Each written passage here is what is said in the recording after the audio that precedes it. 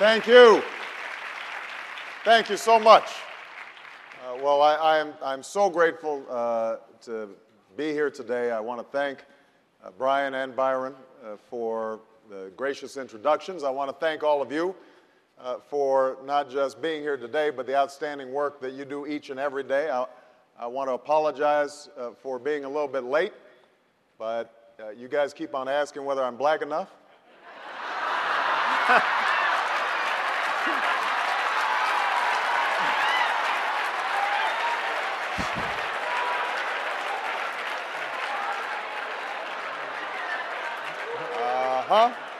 That's right.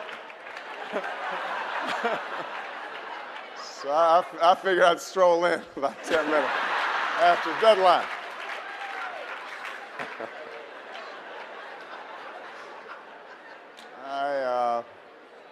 I'd been holding that in my pocket for a while. You know, I'm not going to give a long speech because you've got a lot of questions, and all of you are excellent journalists, and I want to let you guide the conversation. But I do, first of all, want to honor and give my thoughts and prayers to the families of Chauncey Bailey. And as it so happened, this week I was in Oakland, and so was reading the reports of the senseless violence that had taken him from his family and his community and the outstanding work that he had done. It's a tragedy that is multiplied in so many ways all across the country. The reason I was in Oakland was that the Service Employees International Union had organized what they call a walk a day in the shoes of a member of SEIU. And the member whose shoes I walked in happened to live in Oakland. She was a home care worker named Pauline Beck, 61 years old, African American. She had raised 3 grown children basically on her own. She had adopted and now had living with her 2 teenage foster children that she was helping to raise. She also had the son, the baby boy of one of her nephews, who she was helping to raise because the nephew was in prison and his wife was somewhere where she couldn't be found. And we woke up and I went to her house and we had breakfast at 5:45 and then drove over to her client's house, an 86-year-old former cement mason named John Thornton, who she called Mr. Johns. And I spent the morning under Pauline's supervision, helping Mr. Johns get dressed and fixing his breakfast and making his bed and scrubbing his floors and doing his laundry, doing all the things that Miss Beck does each and every day. Despite the fact that she works each and every day, she is still under the poverty line. She has to work on weekends caring for an autistic child in order for her to have the ability to support her foster children and her great-nephew.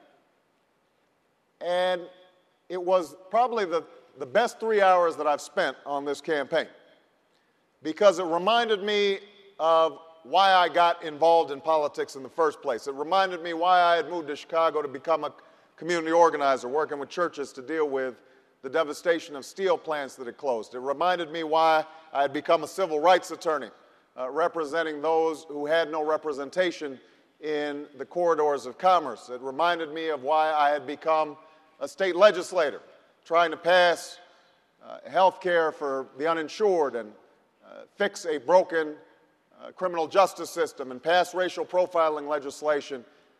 It reminded me of what has to be at the core of any thoughtful politics in today's America.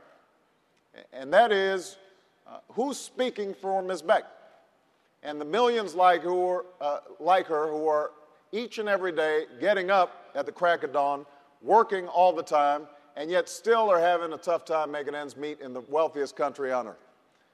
Folks who still don't have health insurance, despite their back-breaking labors. women and men who still are concerned about whether their child is getting a decent education and whether their child will be able to walk home from school without getting shot, like the 32 Chicago public school students who were shot this year, during the school year, because of senseless gun violence and gangbanging in Chicago. Are they going to be able to fill up a gas tank? Can they save for a child's college education? Can they save for their own retirement? For too long, for at least the last 6 years, and some would argue for longer, Ms. Beck and her counterparts have had no voice in Washington. We've had drug companies and insurance companies writing our health insurance legislation. We've had oil companies writing our energy bills. We've had corporate lobbyists writing the tax code and our trade legislation. And Ms. Beck has been forgotten. That's what this campaign is about. That's what this political season is about. We have an enormous opportunity today because for the first time in a very long time, people are paying attention to politics. They see what happened in Iraq, they see what happened in New Orleans, and they recognize, you know what? A government that cares and is competent makes a difference. It actually matters to us. And they are sick and tired of us spending $500 billion and losing thousands of lives on an enterprise that has made us less safe and diminished our standing in the world. They're sick and tired. They're sick and tired of a healthcare system that's broken and bankrupting families and communities. They are weary of an education system that, despite the slogans, has left millions of children behind, unable to compete in the international economy. And they're tired of an economic system in which Wall Street is doing fine, but Main Street is not doing so well. Now, the challenge, I think, for us is to make sure that we are lifting up stories that at once focus on the specificity of struggles that are happening in African American communities that are so often underreported. And that's why NABJ is so important, because you help to lift up the stories of people like Ms. Beck, bring them into the newsroom, show them on the television screen. We have to make sure that those stories are told, that there is a very different circumstance for young men if they've dropped out of school and they find themselves having got caught up in the drug trade and are now ex-offenders and consigned to an economic death sentence. That's a story that has to be told, as well as the successes that we can implement to reclaim those young men. We've got to tell specific stories about the difficulties and lack of affordable housing in urban communities all across the country. We've got to talk about the need to close the achievement gap by investing in early childhood education. But what we also have to do is we've got to tie the specific struggles of the African American community to the broader struggle for justice and freedom all across this country, because we are struggling, but many outside our communities are struggling as well.